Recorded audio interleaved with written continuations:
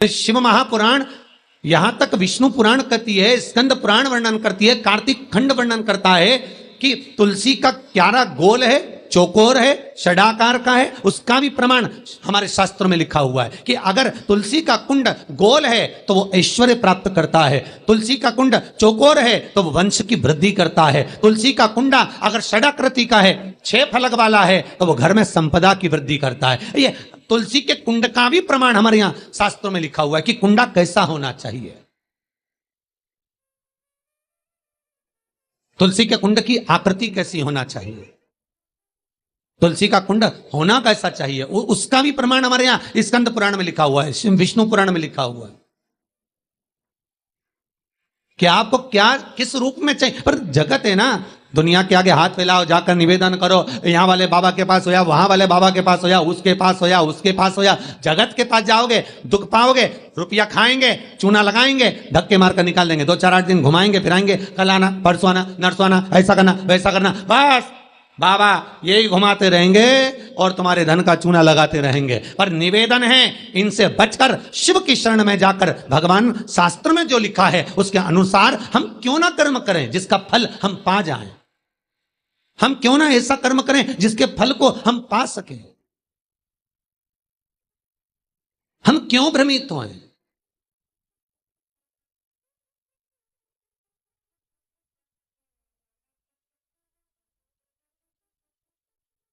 हमारे यहां तुलसी के कुंड का भी विधान है, गोल कुंडा है ऐश्वर्य देगा, चौकोर कुंडा है, आप लोग कई बार देखे होंगे किसी किसी के यहां चौकोर तुलसी का क्यारा होता है, कुंडा होता है, वो वंश बढ़ाता है, षडाकृति का है वो धन देता है, संपदा देता है। दोष हमारा है, हम तुलसी के कुंडे के नीचे शंकर जी को रख देते हैं, क्यों कि यहीं तुलसी जी को पानी चढ़ाएंगे, यहीं शंकर जी को चढ़ा देंगे, दोष है। तुलसी के कुंड के नीचे हम सर्पदेव को रख देते हैं, नाग देवता रख देते हैं, पानी चढ़ाएंगे, पात्री रख देते हैं, नहीं, दोष।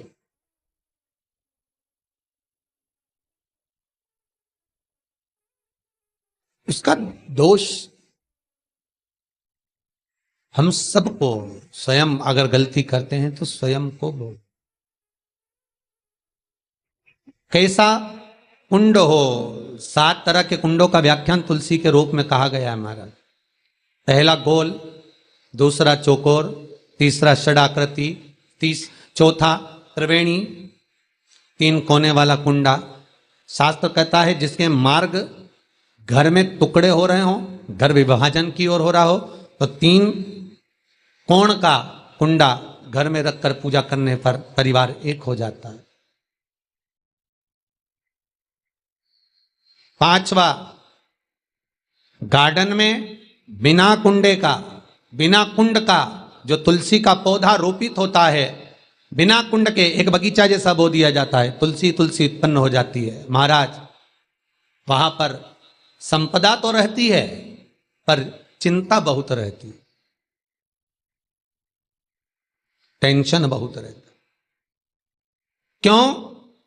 घर के दरवाजे के बाहर इतनी सारी बगीचे में तुलसा कर दी, कोई निकल कर जा रहा था उसने थूक दिया, कोई निकल कर जा रहा था उसने पानी डाल दिया, कोई श्वान ने, कुत्ते ने, किसी ने, बिल्ली ने गंदगी कर दी, उसका दोष आपको लगेगा। इसलिए कुंड के अंदर तुलसा का, तो वो धन तो देगा, जो तुमने बगीचे में तुलसा लगाई है, गार्डन तुलसा का करा, वो धन तो देगा, संपदा भी देगा, पर चिंता को बढ़ा देगा। 5,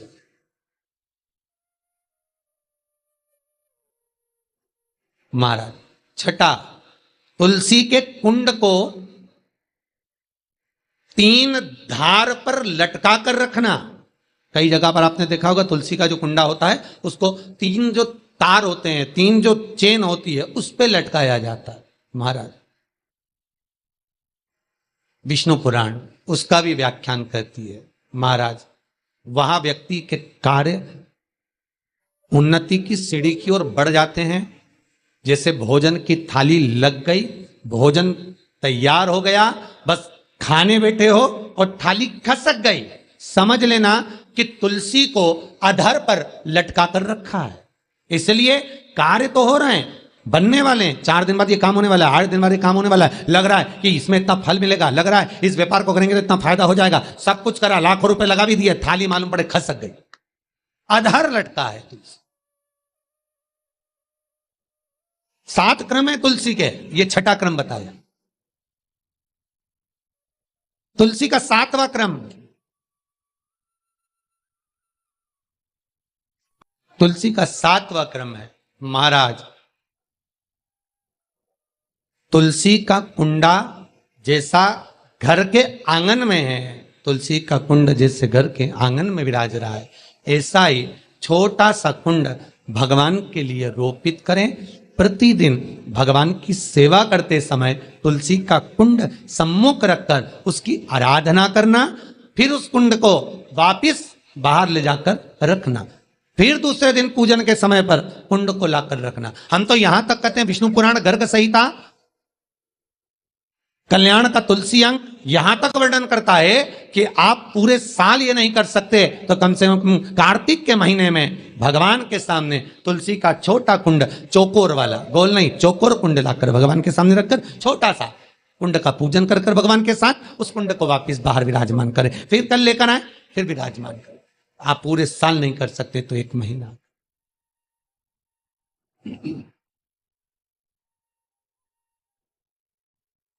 उसका फल 1000 गुना प्राप्त होता है। तो किस चीज के लिए कहा गया कि तुलसी का कुंडा एक बाहर हो, एक घर के अंदर मंदिर के सामने पूजन के लिए रखा जाए? तो कहते हैं उस घर में वैभव, सत्ता, संपदा, लक्ष्मी, समृद्धि, शांति की कभी कमी नहीं, कभी कमी।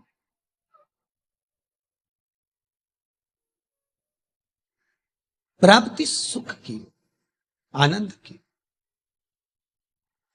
7 तरह के कुंड, 7 तरह के तुलसी के रोप का वर्णन हमारे यहां विष्णु पुराण में किया गया है। 7। आप किस भाव से कर रहे हैं ये आपके ऊपर।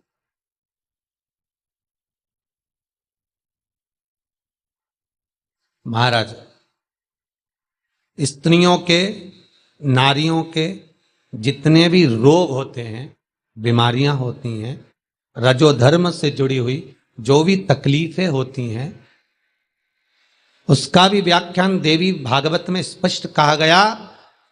गुलर का फूल, अर्थात जो देवी जी को, माता जी को जो घंटी वाला फूल चढ़ता है लाल कलर का, गुलर का फूल, माता के चरणों को छुआकर, तुलसी के पौधे का स्पर्श कराकर, जो नारी को रजोधर्म से जुड़ी हुई परेशानियां होती हैं उसके अंतर्गत वो फूल, तुलसी का पौधा दिखाते हुए खिला दिया जाता है, तो 3 दिन में उसको 2 दिन में आराम लग जाता है, 2 या 3 दिन में आराम। महाराज,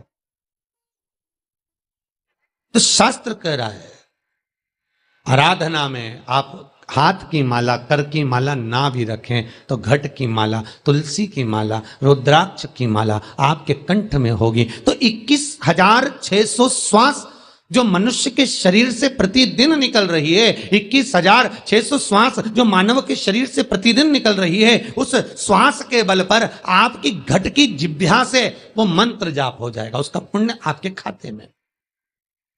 तुम्हारे गले में जो तुलसी की माला हो, तुम्हारे गले में जो रुद्राक्ष की माला हो, उसमें मन के 108 होना चाहिए या 108 से भी ज्यादा होना चाहिए। कम मनके की माला मत पहनना गले में, बारीक बारीक मनके की कर लो, छोटे से छोटे मनके की कर लो, 100 से भी ज्यादा हो, 108 से भी ज्यादा हो। क्यों?